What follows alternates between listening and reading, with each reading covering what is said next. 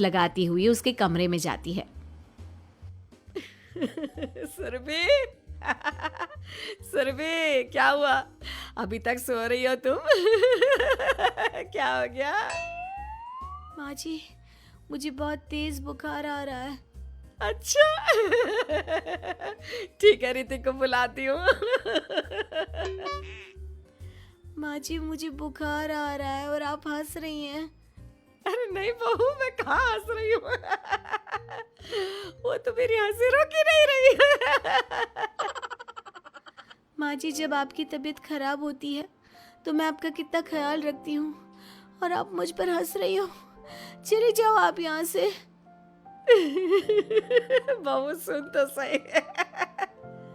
नहीं माँ जी, आप जाओ यहाँ से। अब तो आपके बेटे ही आपसे बात करेंगे और मैं पापा जी को भी बताऊंगी कि आजकल आप क्या कर रही हैं। जब ऋतिक घर आया तो सुरभि ने उसे सारी बात बताई। मुझे तुम्हारी बात पर विश्वास नहीं हो रहा। माँ तो तुमसे बहुत प्यार करती है, फिर वो तुम्हारा और तुम्हारे घर वालों का मजाक क्यों उड़ाएंगी? खैर अभी छोड़ो इस बात को, अभी तो तुम मेरे साथ चलो, तुम्हारी दवाई ले आते हैं। कुछ दिन में सुरभि ठीक हो गई। एक दिन ऋतिक को पता चला कि उसकी मौसी के बेटे राहुल की तबीयत बहुत खराब है, तो वो अपनी माँ और पत्नी को लेकर हॉस्पिटल पहुंचा। मौसी जी, कैसे हैं राहुल भैया? बेटी, इतने दिन हो गए मेरे राहुल को बीमार हुए, लेकिन उसकी तबीयत में कोई सुधार नहीं आ रहा। अरे छोटी, हुआ क्या है राहुल बेटे को? कुछ बता तो सही। माँ, आप हंस क्यों रही हो? कहाँ हंस रही हो बेटा? मैं तो अपनी बहन के बेटे के लिए परेशान हूँ। माँ, ये क्या तरीका है? रहने दे बेटा, ये तो मैंने सुना था कि मुसीबत में साया भी साथ छोड़कर चला जाता है। आज मैंने देख भी लिया। अरे नहीं बहन,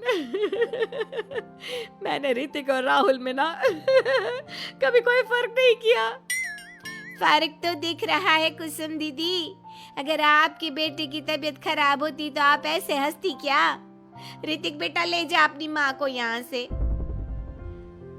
ऋतिक बहुत गुस्से में अपनी माँ से बात करने लगा, लेकिन कुसुम तो सिर्फ हंसे ही जा रही थी।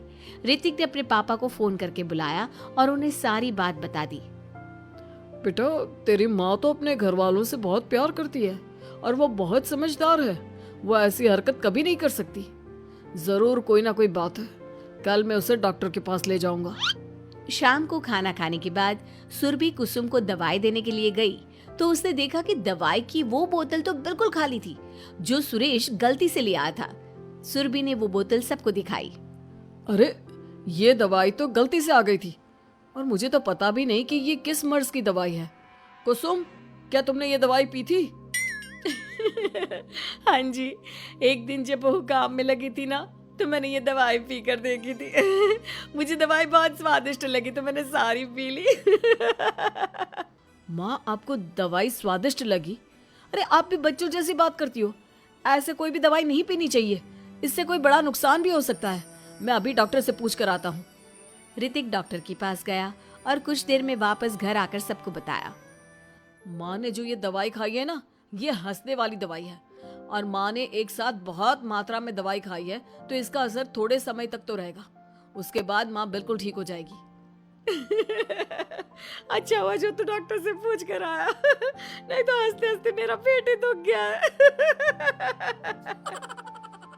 तुम जब तक पूरी तरह ठीक नहीं हो जाती घर पर ही रहना, और घर पर कोई मेहमान आए तो उससे बात मत करना। आप ठीक कह रहे हो, मैं ऐसा ही करूंगी।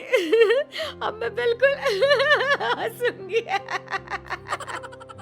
कुसुम की बात सुनकर सभी हंस पड़े।